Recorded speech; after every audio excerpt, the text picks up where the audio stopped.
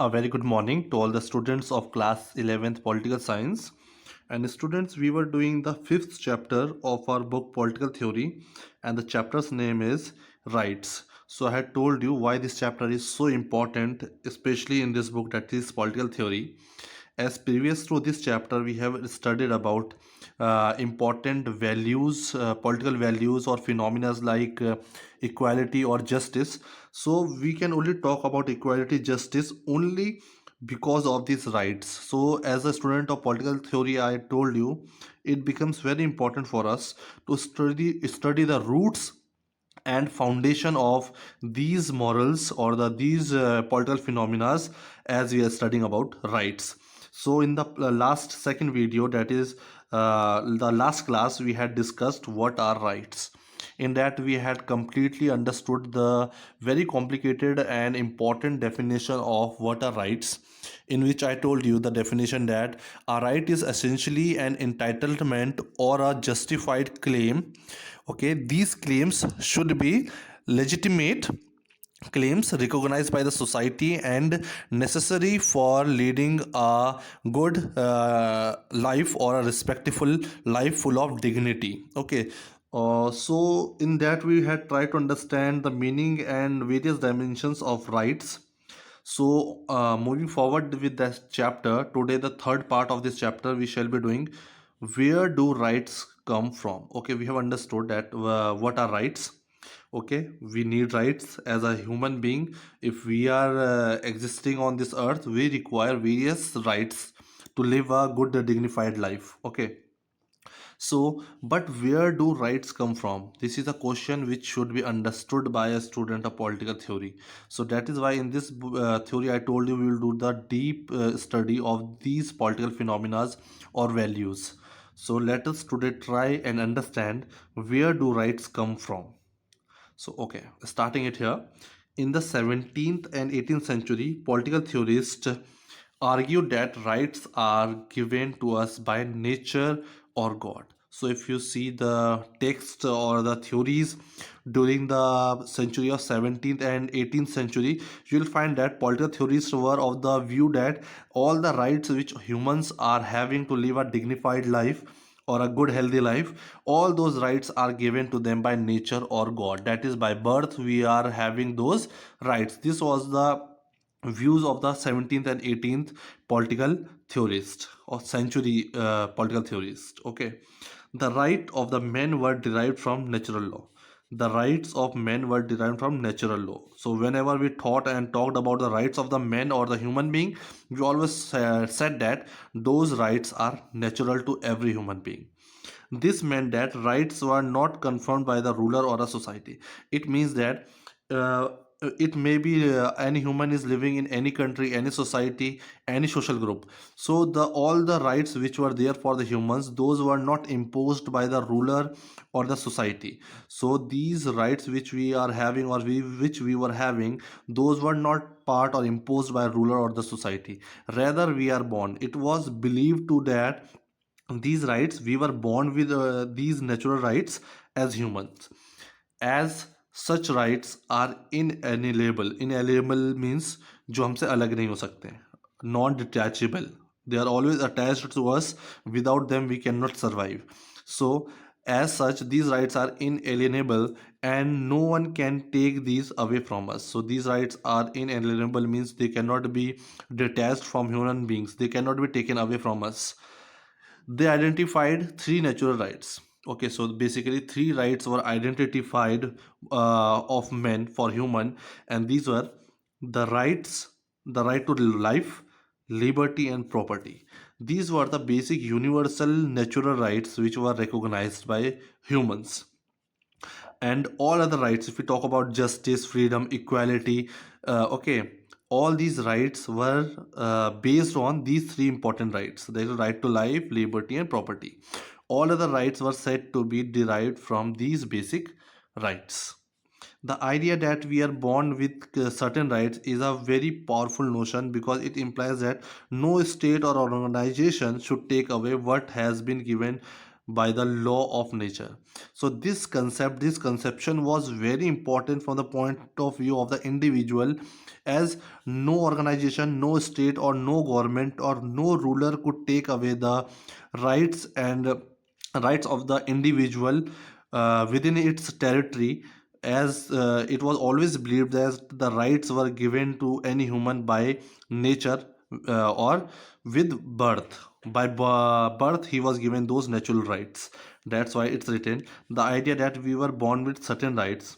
Because of this idea, it is very powerful notion, it is a very powerful notion, because it implies that no state or organization should take away what has been given.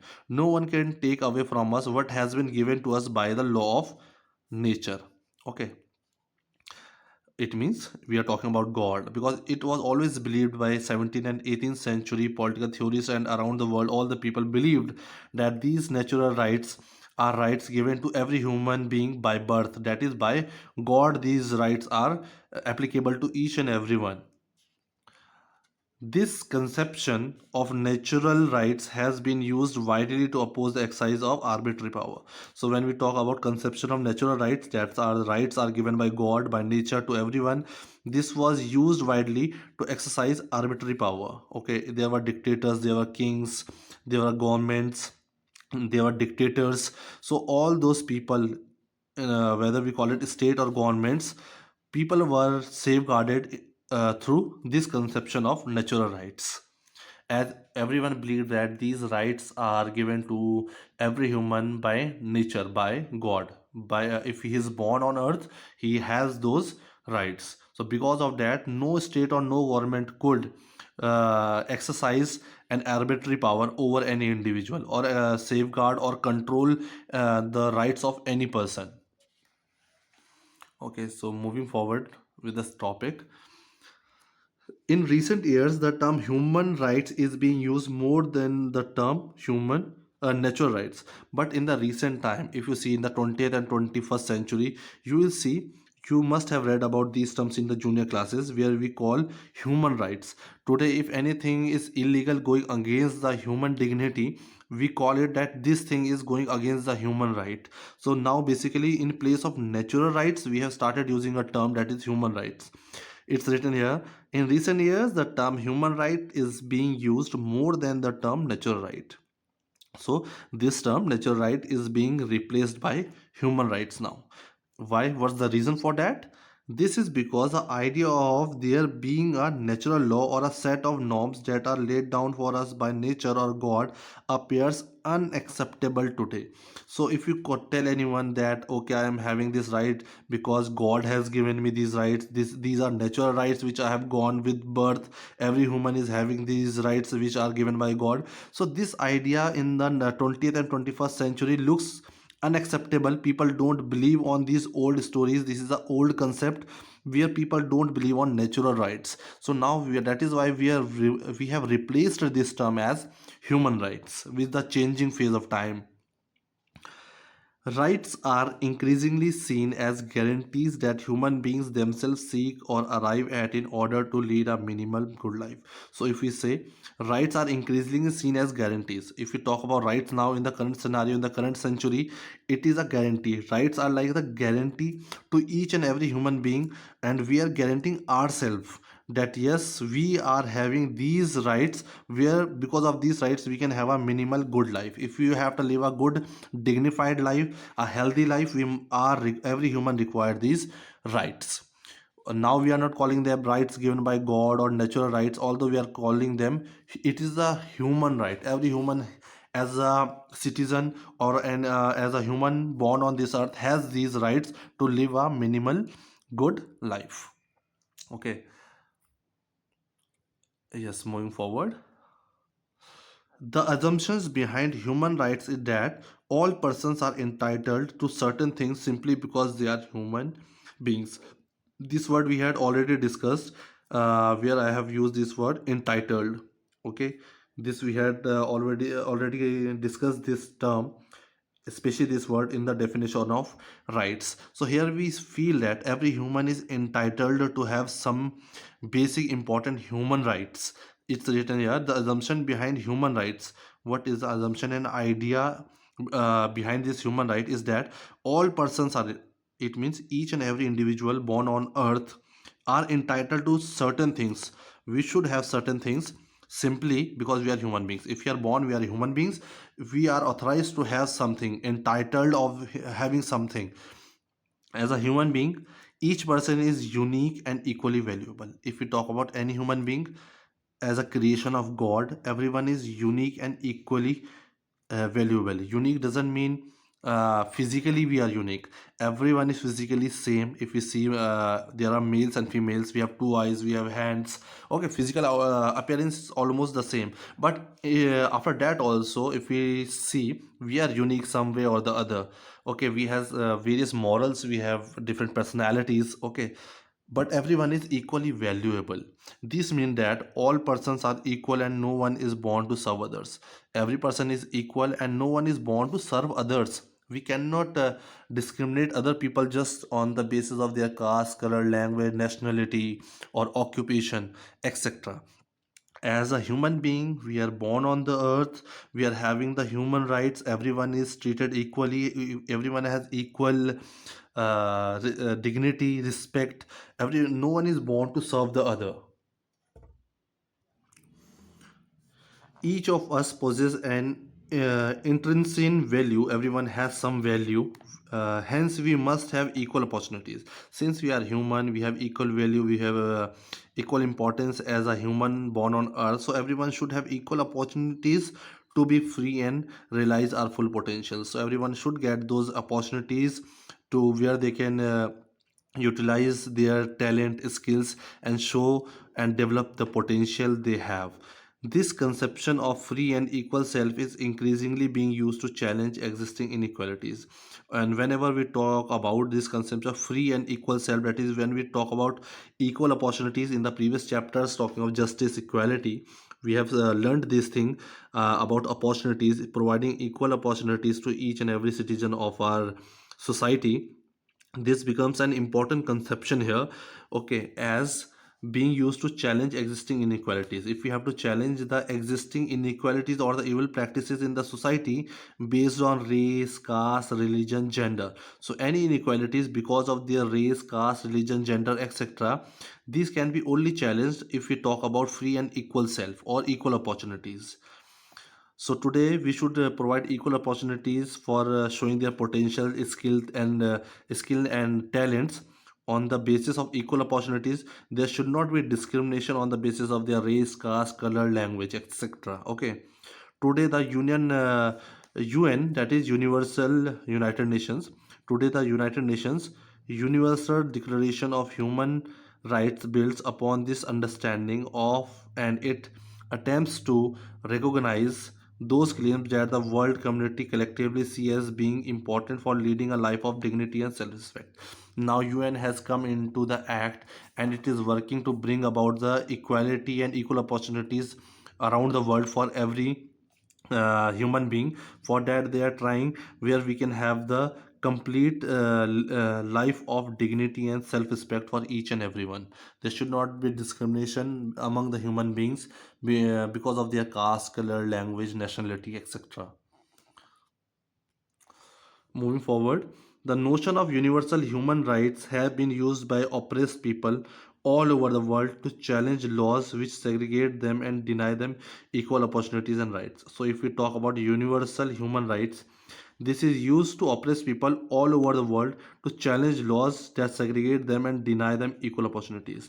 So, in any countries where the people are not given equal opportunities and rights because of their caste, color, language, so their UN is working on it through this universal human rights. In fact, it is through the struggle of groups that have felt excluded that the interpretation of existing right has something been altered. For example, we have taken here slavery has, for instance, been abolished, but there are other struggles that have had a limited success. So, if we talk about this providing equal opportunities, or we talk about universal human rights, we have started a program, but still we have not achieved our aims completely. Although we have got some success, if I talk about this For example, we are talking here about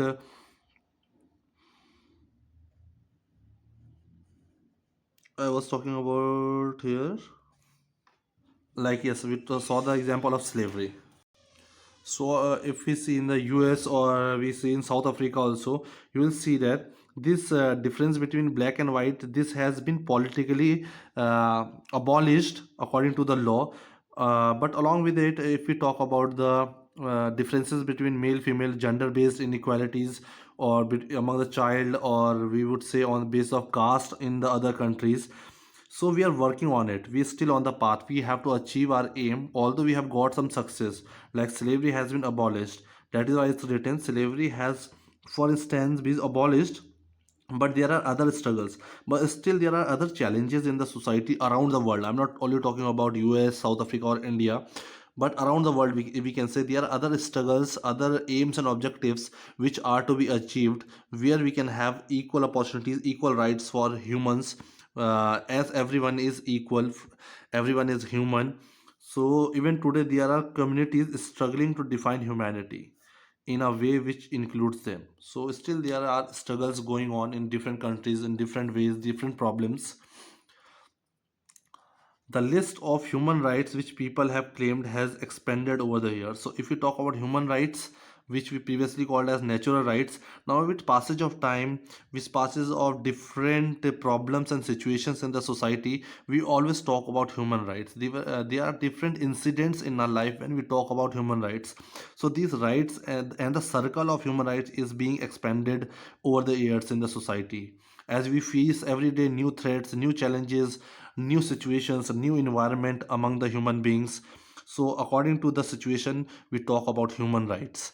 For instance, we can say we are very conscious. So we are cautious about today the need to protect the natural environment. Today we always talk about a natural environment. You will see in so many channels, TVs, newspapers, in our books we talk about natural environment to protect our environment. We talk about forest cover region. We talk about environment. We talk about water, fresh air. So all these natural environment, and this has generated demands. When we talk about natural environment, to protect the natural environment, it means we are also talking about demands to right to clean air. So as a right for every human, we have the right to clean air, clean water, sustainable development, and like new awareness about the challenges. So these are the new rights which are coming up. These are the new challenges and threats. That is why we are saying these human rights, this concept has expanded over the years, as there are new threats, challenges, and situations with passage of time. We talk about new things. So here we also talk about, previously we did not talk about as human right as to have clean air or water, but now we have that in place. So it is expanding with passage of time.